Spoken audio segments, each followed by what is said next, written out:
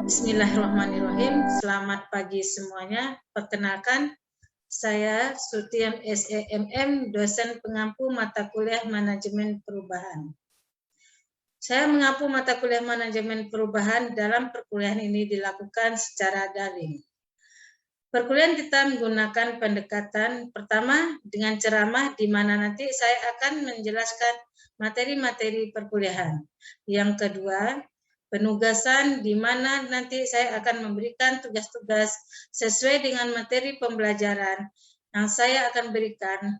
Sesuai dengan tugas ini nanti diberikan secara individu dan kelompok. Di mana yang kelompok nanti saya akan membagi berdasarkan absensi kehadiran saudara. Yang ketiga, kehadiran Ananda di mata perkuliahan saya 80%. Jika saya di dalam kelas online selama 10 menit, Ananda belum datang, maka dengan terpaksa Ananda tidak bisa masuk ke dalam perkuliahan ini. Yang keempat, toleransi absen kehadiran Anda untuk mengikuti ujian mata kuliah ini tidak boleh lebih dari 4 kali absen. Untuk kelancaran kehadiran perkuliahan ini, kita harapkan Ananda semuanya terlebih dahulu telah mendownload RPS yang telah saya kirimkan, sehingga Ananda mengetahui materi pembelajaran kita setiap minggunya. Saya harapkan kepada Ananda sebelum kuliah dimulai, setidaknya Ananda telah membaca materi yang akan kita pelajari, sehingga diharapkan nanti kelas kita menjadi interaktif.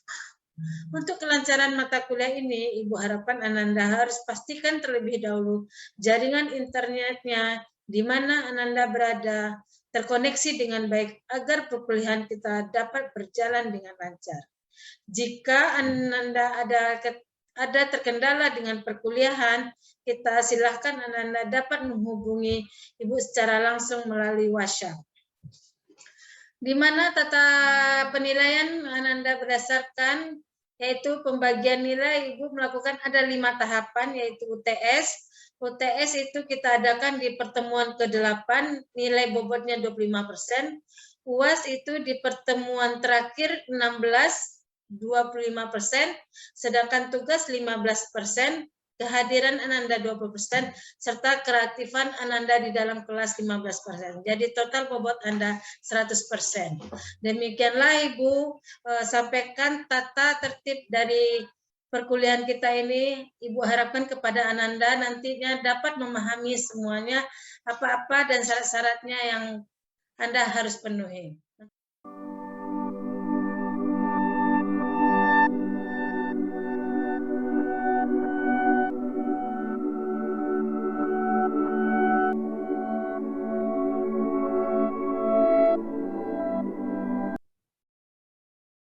Bismillahirrahmanirrahim. Selamat pagi. Assalamualaikum warahmatullahi wabarakatuh. Selamat ketemu di mata kuliah Manajemen Perubahan. Semoga Ananda semuanya dalam kondisi sehat dan di mana jaringan internet Ananda semoga terkoneksi dengan baik.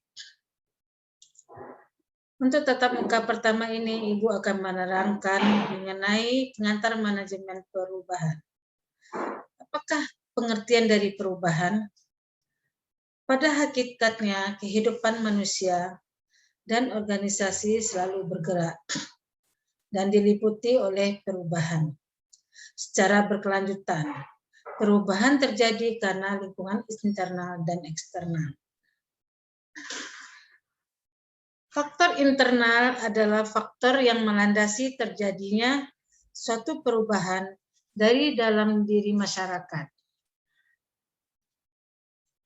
Faktor internal itu sendiri meliputi bertambahnya dan berkurangnya penduduk, penemuan-penemuan baru, pertentangan masyarakat atau konflik sosial, terjadinya pembentukan dan revolusi. Sedangkan faktor eksternal adalah faktor yang melatar belakangi terjadinya perubahan. Perubahan sosial dari lingkungan sekitar masyarakat, misalnya lingkungan fisik yang ada di sekitar manusia, peperangan dan pengaruh kebudayaan masyarakat. Dalam hal ini, kehidupan bermasyarakat, perubahan sosial tidak dapat dihindari. serta bakal terus terjadi, dikarenakan manusia merupakan makhluk sosial, berada budi, dan selalu tidak puas dengan keadaan yang ada, sehingga melakukan perubahan. Di sini perubahan berarti bahwa kita harus mengubah dalam cara mengerjakan atau berpikir tentang sesuatu. Perubahan tersebut dapat terjadi pada struktur organisasi, proses mekanisme kerja, sumber daya manusianya, dan budaya.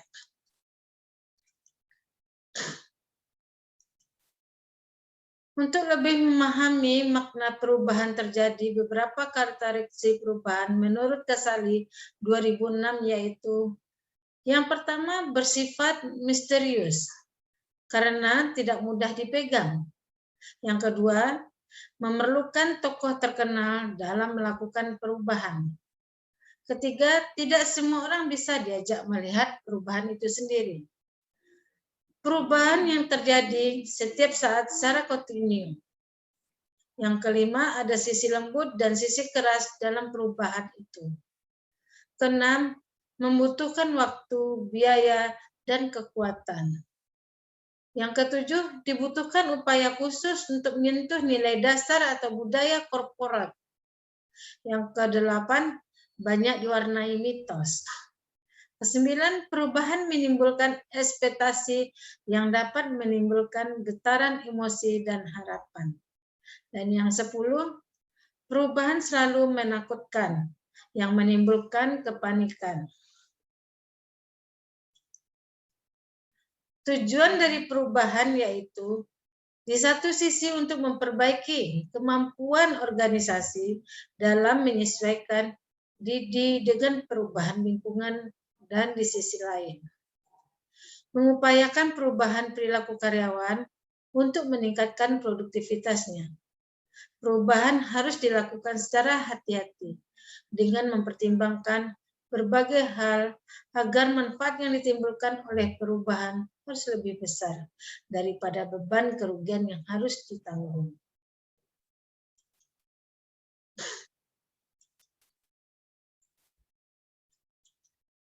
Sasaran dari perubahan itu terdiri dari struktur organisasi.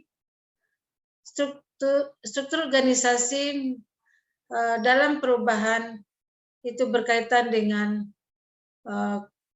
teknologi, pengaturan tata letak fisik ruangan kerja, sumber daya manusia, proses, dan budaya organisasi. Perkembangan perubahan.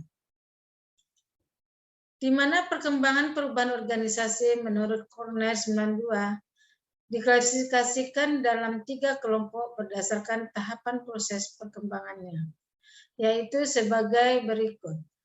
Yang pertama, introduksi teknologi baru. Pada awalnya, perubahan ditunjukkan dengan adanya introduksi teknologi baru pada sekitar tahun 80. Perkembangan teknologi dilakukan terus-menerus untuk meningkatkan efisiensi dan dalam banyak hal telah berhasil mengembangkan perusahaan. Yang kedua, total quality perubahan. Total quality management. Total quality management dikembangkan antara lain oleh Edward Deming yang merupakan usaha dalam secara kontinu meliputi melalui perubahan struktur, sistem, praktik, dan sikap untuk meningkatkan kepuasan pelanggan dan meningkatkan daya saing perusahaan. Total quality management merupakan keberhasilan perusahaan-perusahaan Jepang, tetapi pada perusahaan Barat tidak menunjukkan keberlanjutan. Yang ketiga, business process engineering. Business process engineering merupakan bagian dari total quality management yang menjalankan perubahan secara radikal, dramatis, dan fundamental. Tujuan dari business process engineering untuk memperbaiki kinerja organisasi melalui efisiensi dan efektivitas proses bisnis yang mencakupi biaya, mutu, delivery, service, dan speed.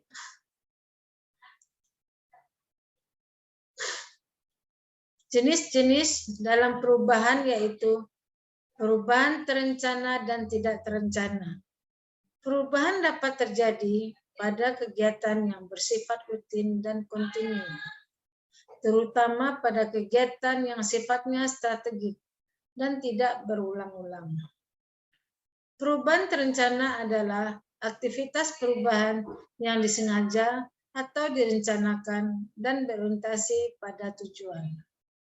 Sedangkan perubahan tidak terencana merupakan pergeseran aktivitas organisasional karena adanya kekuatan eksternal yang berada di luar kontrol organisasi. Perubahan inkremental dan fundamental. Perubahan inkremental hampir terjadi dengan sendirinya dan mencakup banyak situasi yang dihadapi, termasuk di dalamnya metode dan proses kerja, tata letak, produk baru, dan situasi lainnya, di mana orang melihat kelanjutan dan keadaan lama menuju pada keadaan yang baru. Perkembangan perubahan internal.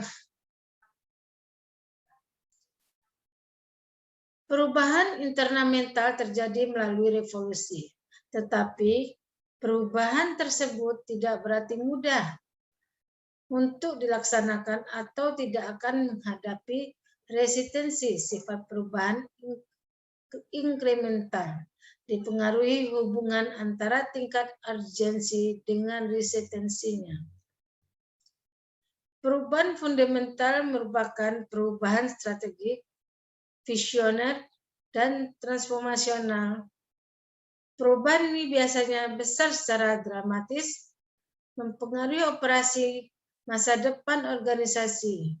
Contoh, perubahan ini antara lain adalah hasil proses engineer yang mengubah seluruh cara bisnis beroperasi, merger dengan organisasi lain, atau pergerakan organisasi ke dalam aktivitas yang berbeda total.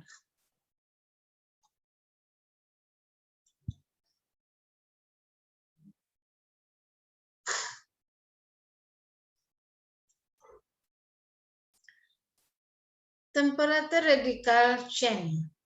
Menurut Meyerson, memperkenalkan temperan radical change, ia berpendapat bahwa strategi perubahan merupakan suatu kontinu dari sifatnya sangat pribadi sampai pada saat umum. Bentuk perubahan yang terjadi dapat berupa descriptive self-expression, verbal judgment, variable time opportunities, dan strategi alliance building. Descriptive self-expression merupakan ekspresi diri yang ditujukan secara pelan-pelan, namun dapat mempengaruhi orang lain. Kadang-kadang dilakukan secara sederhana, namun dapat mempengaruhi orang lain. Kadang dilakukan secara sederhana, namun secara perlahan mengubah iklim kerja. Verbal judgment merupakan upaya pembelajaran diri sendiri, lisan untuk mengarahkan perubahan situasi. Orang yang dapat beraksi atas pernyataan yang tidak diinginkan dan mengalihkan terjadinya peluang untuk perubahan yang diharapkan akan diperhatikan oleh orang lain. Sementara variabel time opportunity merupakan upaya untuk mengubah sesuatu yang sudah menjadi kebiasaan sejak lama dan secara kreatif membuka peluang baru. Bila diberikan kesempatan kepada bawahan menyampaikan presentasi di hadapan pimpinan, yang biasanya selalu harus dilakukan sendiri, yang merupakan penyimpangan dari kebiasaan. Strategi audience building merupakan perubahan yang dilakukan dengan membangun kerjasama dengan orang lain untuk mendapatkan legitimasi, akses sumber daya, dan kontrak. bentuk teknis, serta dukungan emosional. Sementara yang keempat, perubahan struktural dan siklikal. Dalam perubahan struktural terjadi kenaikan atau penurunan yang berarti yang menghasilkan perubahan kualitas sehingga diperlukan penyesuaian secara kontinu. Sebagai contoh, teknologi komunikasi makin canggih sehingga tidak mungkin mundur kembali. Perubahan siklikal mengikuti pola dalam fluktuasinya, kembali secara reguler pada tahap sebelumnya. Sebagai contoh, perubahan model sifatnya sementara dan suatu saat akan kembali kepada desain lamanya. Yang kelima, planned change dan emergent change. Perubahan terencana merupakan perubahan rutin, berulang-ulang, dan diprediksi dan dikendalikan. Untuk melakukan perubahan terencana dilakukan 4 fase menurut Wibowo 2006, yaitu sebagai berikut. Fase pertama, eksplorasi. Dalam fase ini, organisasi menggali dan memutuskan untuk membuat perubahan spesifik. Fase yang kedua, perencanaan.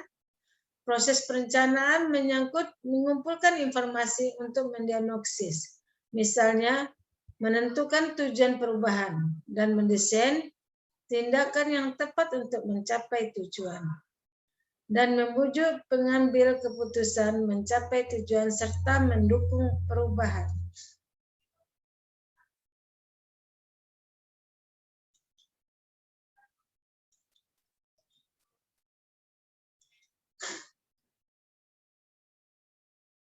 Fase tindakan. Implementasi perubahan menyangkut desain untuk menggerakkan organisasi menuju perubahan, menciptakan pengaturan dalam mengelola proses perubahan dan mendapat dukungan pelaksanaannya, mengevaluasi implementasi dan umpan balik untuk menyesuaikan serta perbaikan. Fase keempat, integrasi. Tahapan ini berkaitan dengan konsolidasi dan stabilisasi perubahan. Emergent approach merupakan perubahan dengan pendekatan darurat, memberikan arahan dengan melakukan 5 gambaran organisasi yang dapat mengembangkan keberhasilan perubahan WIBO 2006, yaitu sebagai berikut. Struktur organisasi. Perubahan struktur organisasi menuju pada organisasi hierarki latar dengan lebih banyaknya delegasi. Yang kedua, budaya organisasi. Budaya organisasi mencerminkan perilaku, sikap, dan pola pikir karyawan dalam bekerja. Yang ketiga, organisasi pembelajaran. Pembelajaran memainkan peran kunci dalam menyiapkan orang melakukan perubahan atau menolak perubahan. Yang keempat, perilaku manajerial.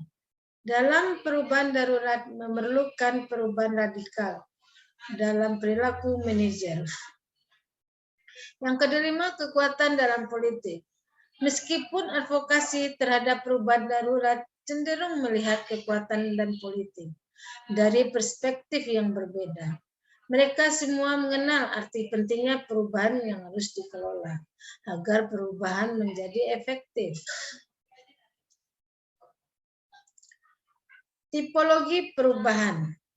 Yang dimaksud dengan tipologi perubahan di sini yaitu Krittner dan Koenig, menurut Krittner dan Koenig 2001 mengelompokkan perubahan ke dalam 3 tipologi, yaitu pertama, adaptive change merupakan perubahan yang paling rendah tingkatannya, kompleksitasnya dan ketidakpastiannya.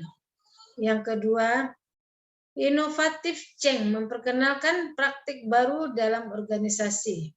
Perubahan ini berada di tengah kontinu diukur dari kompleksitas, biaya, dan ketidakpastiannya. Dan yang ketiga, radikal inovatif. Radical inovatif change merupakan jenis perubahan yang paling sulit dilaksanakan, cenderung paling menakutkan bagi manajer untuk melaksanakan karena memberikan dampak kuat pada keamanan kerja karyawannya. Hambatan dan kegagalan dalam perubahan. Di mana hambatan perubahan terdiri dari demografis, persepsi terhadap revolusi informasi, lingkungan, dan sosial. Hambatan perubahan dipengaruhi oleh 3 komponen. Kegagal perubahan menurut Hassi 2000 ada 10 penyebab kegagalan dalam melaksanakan perubahan, yaitu sebagai berikut. Implementasi memerlukan waktu lebih lama daripada direncanakan. Kebanyakan masalahnya tidak diidentifikasikan sebelumnya. Aktivitas dalam implementasi tidak cukup terkoordinasi. Aktivitas dan krisis bersaing memecahkan perhatian, sehingga keputusan tidak dilakukan. Manajer kekurangan kapasitas. Manajer kekurangan kapabilitas yang diperlukan untuk melakukan perubahan. Pelatihan dan instruksi yang diberikan kepada bawahan tidak cukup. Faktor eksternal yang tidak terkendali berdampak pada implementasi. Manajer di departemen tidak cukup memberikan kepemimpinan dan arahan. Tugas pokok implementasi tidak didefinisikan secara rinci. Sistem informasi yang tersedia tidak cukup untuk memonitor implementasi itu sendiri. Itulah pertemuan pertama yang telah Ibu sampaikan. Adakah di antara Anda paham apa yang telah Ibu jelaskan? Kalau Ananda ingin bertanya, Ibu persilahkan.